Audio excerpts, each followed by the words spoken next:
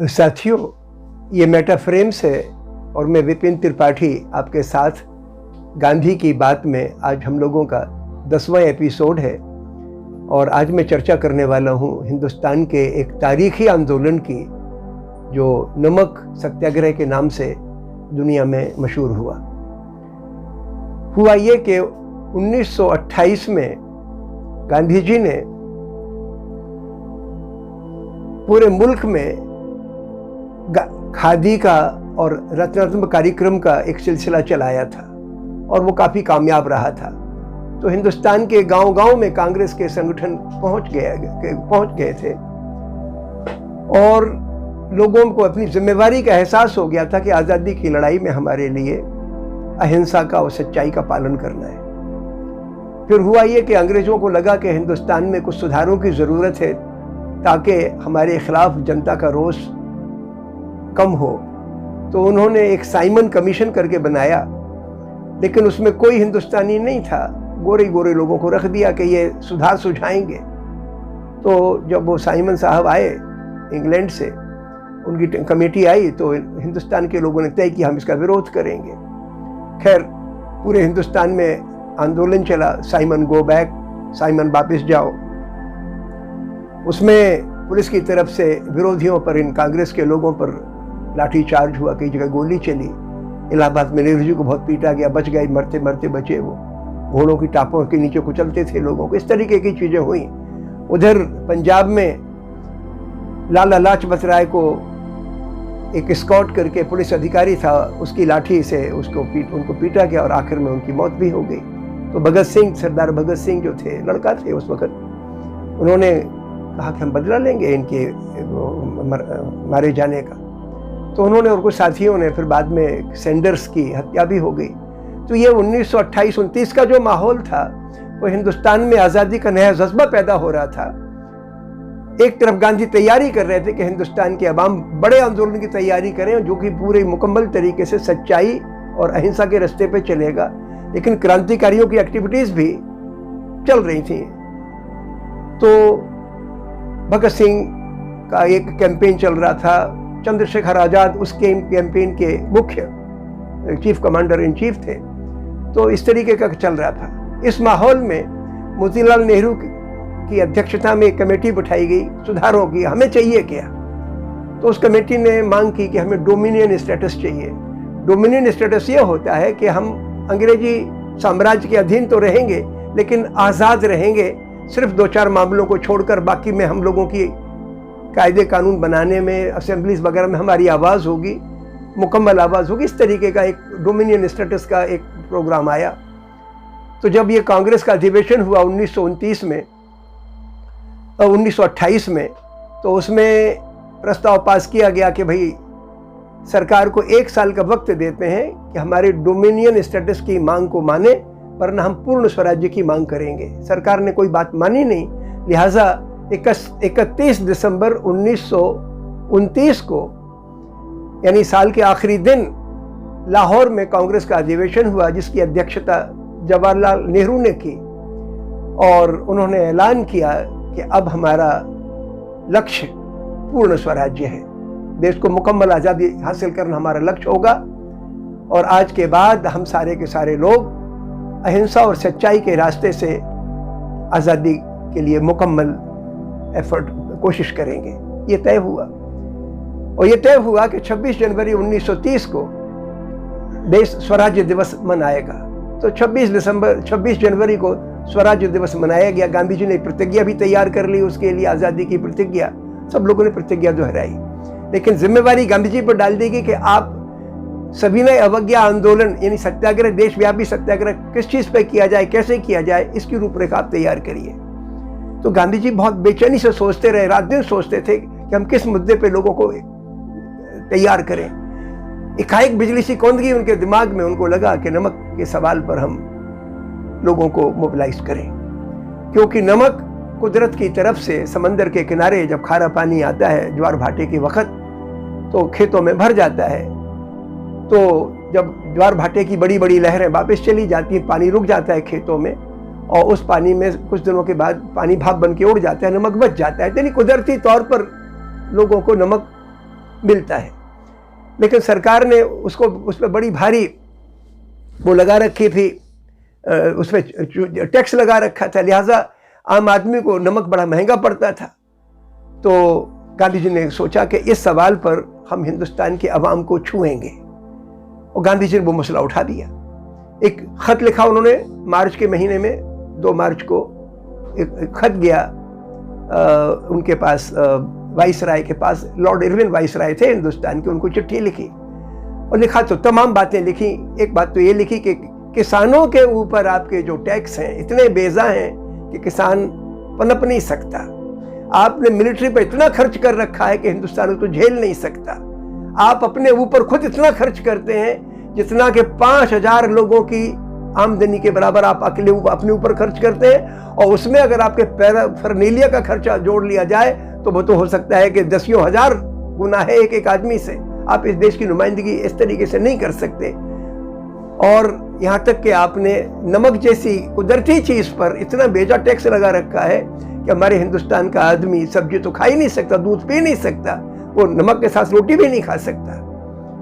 तो मैं चाहता हूं कि आप इन चीजों पर पुनर्विचार करें। और उनको ये भी लिख दिया कि अगर सरकार की तरफ से कोई कदम नहीं उठाया गया तो मैं दांडी जाके हमारे अपने साथियों के साथ इस कानून को तोड़ने का मेरा इरादा है। खैर, गांधी जी इस सवाल पर उनका कोई जवाब नहीं आया वाइसराय का, तो गांधी जी ने तय किया कि हम लोग 12 मार्च को मार्च चालू करेंगे। मार्च चालू हुआ। 78 लोगों के साथ गांधी जी ने अहमदाबाद के अपने साबरमती आश्रम से सुबह 6:30 बजे अपना काफिला लेके चले। वो जहां जहां गांधी जी गए 200 मील का रास्ता लगभग 25 दिन में तय किया, और 3 दिन जब गांधी जी का मौन रहता था सोमवार के दिन, उस दिन वो नहीं जाते चलते थे, बाकी 22 दिन चले। तो 22 दिन में 200 मील का फासला तय किया, लगभग 10 मील रोज चले। और 10 मील के माने होता 16 किलोमीटर, और इतना कम सामान लोगों को ले जाने के लिए कहा। और उन्होंने कहा कि रास्ते में हम बिल्कुल सादा खाना खाएंगे, बगैर मसाले की सब्जी, उबली हुई सब्जी और रोटी खाएंगे, या कहीं चावल मिल गया तो चावल खा लेंगे, लेकिन और किसी चीज की दरकार नहीं करेंगे। गांधी जी ने अपने लिए कहा कि मैं बकरी का दूध पीऊंगा, खजूर खाऊंगा और नींबू, ऐसा कुछ उनका था। ऐसा कर करके वो चले। लेकिन जिन जिन गांव में गए उसके पहले उनके कार्यकर्ता पहुंच जाते थे और कहते थे कि आप पूरी चीज मालूम करना, उस गांव में क्या सूरत है लोगों की, किसानों की क्या हालत है, मजदूरी की क्या हालत है, कितने दिन काम मिलता है, क्या मजदूरी पड़ती है, दूध कितना पीने को मिलता है, सब्जी खाने को मिलती कि नहीं मिलती, कैसा खाना खाते हैं, गेहूं खाते हैं कि मक्की खाते हैं, ये सब तफसील से मालूम करो। कितने बच्चे पढ़े लिखे हैं, स्कूल में कितने बच्चे हैं, कितने शिक्षक हैं, ये पूरी चीज मालूम गांधी जी करते थे। यानी कार्यकर्ताओं को एक मौका मिला कि आज़ादी की लड़ाई में हिस्सा लेने के लिए अगर हमें गांव के लोगों को तैयार करना है तो उनके सवालों को समझते हुए उनसे जुड़ना भी है।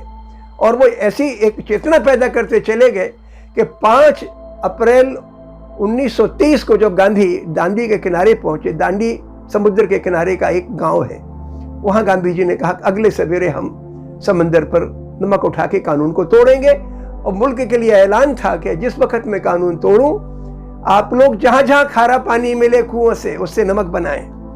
जो लोग समंदर के किनारे हैं वहां पर नमक उठा के कानून को तोड़ें, या खारा पानी लाके अपने घरों में कढ़ाई में उसको उबालें और नमक बनाएं, क्योंकि नमक बनाने पे पाबंदी थी सरकार के नजर में। जो आदमी नमक बनाएगा खारे पानी से वो गैर कानूनी था, वो जेल जाएगा, उस कानून को तोड़ें।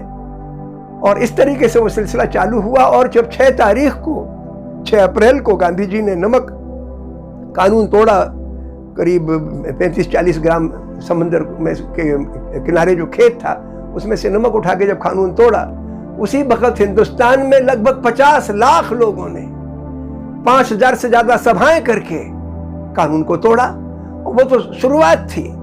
अगले दिनों में एक बाढ़ से आ गई हिंदुस्तान के हर शहर में। इलाहाबाद में नेहरू जी ने कानून तोड़ा, उनको पुलिस ने पकड़ लिया, 6 महीने की सजा कर दी। तमाम जगहों पे तमाम लोगों की गिरफ्तारियां हुई, लगभग 1 लाख लोग गिरफ्तार किए गए।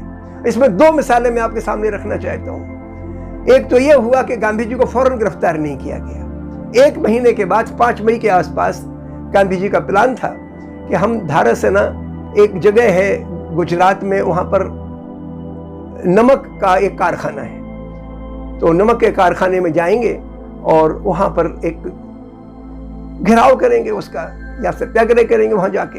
तो पुलिस ने उसके सामने तार लगवा दिए और खंतियाँ खोद दी ताकि लोग जा न सकें, लेकिन जत्थे पहुँचने को जाने को तैयार हो गए। गांधी जी ने कह दिया कि अगर मैं गिरफ्तार हो जाऊं तो अब्बास तैयब जी की रहनुमाई में आप लोग जाएं, वो गिरफ्तार हो जाएं तो सरोजिनी नायडू की रहनुमाई में जाएं। तो रात में गांधी जी को गिरफ्तार कर लिया गया, उनके तमाम साथियों को गिरफ्तार कर लिया गया, लेकिन वो सत्याग्रह का जो प्रोग्राम था वो रुका नहीं। तो उसमें हुआ ये, सरोजिनी नायडू के साथ 2500 लोग उस तरफ बढ़े। ये तय कर लिया कि हम 25-25 की टुकड़ियों में आगे बढ़ेंगे, यानी सबसे ये सब लोग जाके धारासेना साल्ट वर्क्स जो कारखाना था उससे कुछ दूर जाके रुक गए। अब उन्होंने कहा 25-25 की टुकड़ियों में हम आगे बढ़ेंगे, और उनके ये तय कर लिया कि अगर हमारे ऊपर लाठी पड़ेगी तो हम हाथ भी नहीं उठाएंगे लाठी रोकने के लिए। और वो मंजर ऐसा था कि एक ब्रिटिश पत्रकार था बड़ा मशहूर, उसने आंखों देखा हाल लिखा इसका। उसने बताया कि जब 25 लोगों का जत्था जाता था तो पुलिस के पास वो लाठियां थीं जिनके किनारे पर लोहे की मूठ लगी होती है, उसे सरों में मारते थे, वो किसी के कंधों में मारते थे, रीढ़ की हड्डी में मारते थे, लोग बेहोश होकर जमीन पर गिर पड़ते थे। फिर अगला जत्था आता था, इस तरीके से एक के बाद एक जत्थे आते चले गए। अजीब मंजर पैदा हुआ। और उसने खुद लिखा है कि बाद में जब अस्पताल गया तो उसने 370 जख्मी, बुरी तरह से जख्मी लोगों को उस अस्पताल में देखा, और 2 लोग मर गए थे। तो आप जरा गौर करें कि अहिंसक आदमी किस तरीके की कुर्बानी देता है, जानता है कि मौत हम पर खड़ी है, चाहे तो बचा भी सकता अपने आप को, लेकिन पीछे नहीं खिसका आदमी और आगे बढ़ता चला गया। ये बेगजब की मिसाल है कि दुनिया में इसकी मिसाल मिलेगी नहीं, कि गांधी ने लोगों को वो इस चीज के लिए तैयार कर दिया। ये कोई बहुत बड़े महात्मा या ऋषि नहीं थे, आध्यात्मिक गुरु नहीं थे, लोग बिल्कुल अदना किसान मजदूर थे, छोटी छोटी कक्षाओं तक जिन्होंने पढ़ाई करी थी, लेकिन सच्चे थे और चलते चले गए। तो खैर ये मंजर पैदा हुआ धारासेना का। उधर एक क्या सी घटना घटी, नॉर्थ वेस्टर्न फ्रंटियर प्रोविंस, जिसकी रहनुमाई कर रहे थे खान अब्दुल गफ्फार खां। खान अब्दुल गफ्फार खां को लोग सरहदी गांधी कहते हैं, दूसरा गांधी मुल्क का। बिल्कुल सच्चाई पे वही निष्ठा जो गांधी जी की थी, अहिंसा पर वही निष्ठा। और एक गजब का काम किया उन्होंने कि उस इलाके में 50,000 खुदाई खिदमतगार खड़े किए उन्होंने, जिन्होंने वचन लिया कि हम मर जाएंगे लेकिन मारेंगे नहीं, किसी सूरत में कोई बात छुपाएंगे नहीं, अपने लिए कोई अधिकार हासिल करने की कोशिश नहीं करेंगे, किसी किस्म की घूस नहीं देंगे। इस तरीके के उन्होंने बहुत सख्त कानून अपने कार्यकर्ताओं पर रख दिए और सबने उनका पालन किया। वहां पर 3 दिन तक पेशावर में नमक सत्याग्रह के दौरान पुलिस की हुकूमत नहीं रही, जनता उमड़ पड़ी, मारने काटने के लिए नहीं, सरकार के कानूनों के उल्लंघन करने के लिए, खारे पानी से नमक बनाने के लिए, और दूसरे सत्याग्रह में आइटम चालू कर लिए गए थे सरकारी कानून का विरोध का, उसको करने के लिए।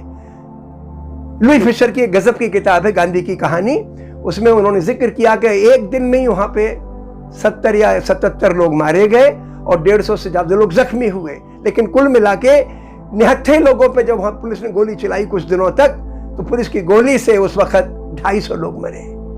वो मैं समझता हूं कि हिंदुस्तान की तारीख में, सत्याग्रह की तारीख में बेमिसाल, कि जानते हो कि गोली चल रही है फिर भी आप उस सामने जा रहे हैं। ये इस तरीके की अहिंसक सत्याग्रह की मिसाल नॉर्थ वेस्टर्न फ्रंटियर प्रोविंस, जो आज एक सूबा है हिंदुस्तान का पाकिस्तान में, उसने कायम की। आप ये ना सोचें कि आदमी खाता क्या है, अगर कोई आदमी वेजिटेरियन है या नॉन वेजिटेरियन है तो उसके अखलाक में फर्क पड़ जाएगा, ऐसा होता नहीं है। ये बहुत बड़ी सीख है हमारे लिए। आपका खान पीन कैसा हो, भाषा कैसी हो, आपका पहनावा कैसा हो, लेकिन आत्मा की रचना बिल्कुल फर्क होती है। आत्मा, वो आदमी सच्चा है, सही सत्व की भोजन वो है कि जो मेहनत से कमाया जाए। मेहनत की कमाई जो खाता है वो सात्विकी भोजन का, वो सच्चा भोजन करता है। और उसमें भी जो माल दूसरों से मिल बांट के खाता है, मेहनत की कमाई, उसको मैं सात्विकी भोजन कहता हूँ। मैं एक बात इसके बारे में अपना तजुर्बा और रखना चाहता हूँ। मैंने 2004 से यहाँ पे दिल्ली में एक जगह है तालीमाबाद, वहाँ पर एक सिलसिला चालू किया कि मदरसा टीचर्स में, जो मदरसे में बच्चों को पढ़ाने वाले टीचर्स हैं तो बड़े संजीदा गंभीर, लेकिन उनके पढ़ाने का अंदाज पुराने प्रकार का है, ताकि बच्चों को अगर नए अंदाज से हिसाब पढ़ाएंगे, गणित पढ़ाएंगे तो उनकी रुचि बढ़ जाएगी। तो हमने एक सिलसिला चालू किया, तो 10 दिन का वर्कशॉप किया हमने। सैयद हामिद साहब ने हमारी मदद की और दिल्ली भर से 80 टीचर्स मदरसा में पढ़ाने वाले जमा हुए। उसमें एक लड़का आया, उनका नाम था अब्दुल बाकी। मैं उसको भूल नहीं सकता क्योंकि उनकी शक्ल हूबहू खान अब्दुल गफ्फार खान से मिलती थी। कद भी वही खान अब्दुल गफ्फार का कद लगभग 6.5 फुट का था। ये हमारे अब्दुल बाकी भी लगभग 6.25 फुट के थे और बिल्कुल चेहरे पे वही मासूमियत जो खान अब्दुल गफ्फार खान के चेहरे पे थी। तो एक दिन मैंने उनको एक किताब दी। मैंने किताब लिखी थी गुजरात की हिंसा के बाद, जनमुखी राष्ट्रवाद। मैंने अब्दुल बाकी को किताब दी कि भाई आप ये किताब पढ़ें, सबको दी। 2 दिन के बाद मैंने पूछा, हमने कहा आपने कुछ एक आध चैप्टर पढ़ा? तो वो बोले हम तो पूरी पढ़ गए। हमने कहा कैसी लगी? बोले अच्छी लगी। हम क्या, आपके अब्बा क्या करते हैं? बोले मेरे अब्बा वो चलाते हैं, वो एक रिसाला निकालते हैं, मैगजीन निकालते हैं। हमने कहा किस चीज़ की मैगजीन है? बोले सामाजिक सवालों पे और धार्मिक सवालों पर लिखते हैं। तो मैंने कहा कि अगर उनको ठीक लगे हमारा इसमें से कुछ, तो इसमें से ठीक समझे तो छाप दें। तो खड़ा हो गया वो, कहने लगे मैं कह तो दूंगा लेकिन मैं ये नहीं कह सकता, ये उनके इख्तियार की बात है कि वो छापना चाहे तो छापें। मैं हिल गया, ये सच्चाई है। आमतौर पे हमसे कोई कहे कि साहब हमारे काम का, हम कहते हैं हाँ हो जाएगा, भले हमारे इख्तियार में ना हो, हमारे अधिकार क्षेत्र में ना हो। इस लड़के की सच्चाई से मुझे खान अब्दुल गफ्फार खान की याद आ गई। मुझे किसी ने एक घटना सुनाई थी उनकी कि एक बार वो पेशावर से दिल्ली आ रहे थे गांधी जी से मिलने। गाड़ी में सफर करना था, लेकिन उनको रिजर्वेशन सोने की सीट का ज्यादा पैसों में होता था और बैठने का कम पैसों में होता था, तो बैठने का रिजर्वेशन करा के आए। वो ऊपर की सीट सोने की थी, नीचे की सीट बैठने की थी। तो गांधी जी ने उनको उतारने के लिए किसी को भेजा स्टेशन पे। गाड़ी आ गई लेकिन वो उतरे नहीं। तो लोगों ने डिब्बे तलाशे, तो उस डिब्बे में गए तो देखा किनारे पे बैठे सो रहे हैं। उनकी नींद लग गई थी जब स्टेशन पे गाड़ी आई। तो लोग आए, गाड़ी आइए। तो फिर किसी ने कहा कि अरे साहब आप लेट क्यों नहीं गए, सीट तो खाली थी। उन्होंने कहा भाई मैंने बैठने के पैसे दिए थे, लेटने के नहीं दिए थे। पूरी बर्थ के ज्यादा पैसे लगते हैं, मैं तो कोने में बैठने के कम पैसे लगते हैं, मैंने वो किराया टिकट लिया था। तो ये सच्चाई थी खान अब्दुल गफ्फार खान की, वो शख्स।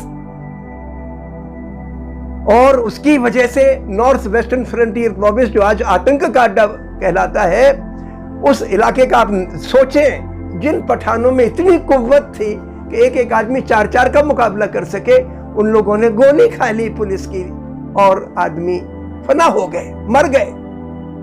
इस तरीके से आजादी की लड़ाई में इस नमक सत्याग्रह ने हिंदुस्तान के अवाम में अद्भुत ताकत पैदा की और वो सिलसिला चलता रहा। मेरे ललितपुर इलाके में हमारे अब्बा तो उस वक्त छोटी उम्र के थे, 14 साल के थे मेरे फादर, लेकिन उनके जो उस्ताद थे अहमद पहलवान, उनकी रहनुमाई में इनका जुलूस निकला। मेरे पिताजी को भी लाठी वाटियाँ खानी पड़ी, लेकिन चूंकि नाबालिग थे तो लिहाजा वो तो छोड़ दिए गए। 1 दिन के बाद अहमद पहलवान को सजा हुई और तमाम लोगों को हुई। तो ऐसा मंजर पेश किया इस आंदोलन ने। सरकार ने गांधी जी को गिरफ्तार कर लिया, लेकिन बहुत दिन रख ना सकी उनको, क्योंकि सरकार पर बड़ा दबाव पड़ गया कि जेलें, जगह नहीं बची जेलों में। 1 लाख लोगों को गिरफ्तार किया, जिसमें 70,000 औरतें थी।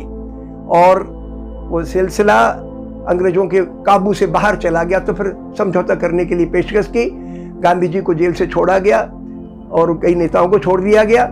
इसी बीच में 6 फरवरी को मोतीलाल नेहरू का इंतकाल हो गया, वो गुजर गए। नेहरू जी के अब्बा, जो कि आज़ादी की लड़ाई के बड़े प्रोमिनेंट सेनानी थे, जेल में ही थे वो अपने बेटे के साथ बंद, लेकिन जब छोड़ा गया तो कुछ दिनों के बाद उनकी डेथ हो गई। फिर भी गांधी जी ने आज़ादी की लड़ाई का सिलसिला चालू रखा और 5 मार्च को उनका फिर एक समझौता हुआ लॉर्ड इरविन से, और उसको गांधी ने ट्रूस कहा, समझौता नहीं, ट्रूस माने कुछ वक्त के लिए आंदोलन मुलतवी रखा, क्योंकि एक इंग्लैंड में उन्होंने कहा एक गोलमेज परिषद होगी, कॉन्फ्रेंस होगी और उस पर आगे की चर्चा होगी। तो ये मैं समझता हूँ कि हमारी आज़ादी की लड़ाई का एक बेहतरीन नमूना नमक सत्याग्रह था। इस पे इसके आगे की चर्चा अगली दफ़ा होगी। शुक्रिया।